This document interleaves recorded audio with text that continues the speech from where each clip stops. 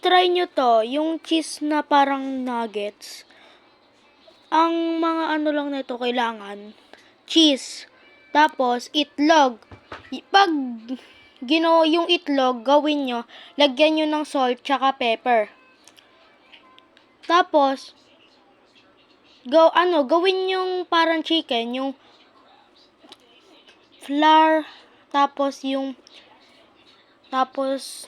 isawsaw sa itlog, tapos paulit-ulit, pero 2 times kada isa. Kunyari, etong hawak ko na kinakain ko ngayon.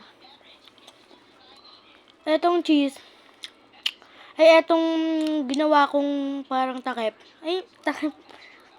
Ito. Ang gawin nyo, 2 beses nyo siya gawin. Yung, kunyari, ilagay sa flour, tapos ilagay sa egg, tas ilagay ulit, tas parang 2 times. Tapos, pag natapos nyo na, ipirito nyo, ganito yung itsura, yung parang brown na brown. Hindi ko lang na perfect dito, yung parang sa ilalim, hindi brown. Pero masarap pa rin. Masarap naman talaga. Yan no.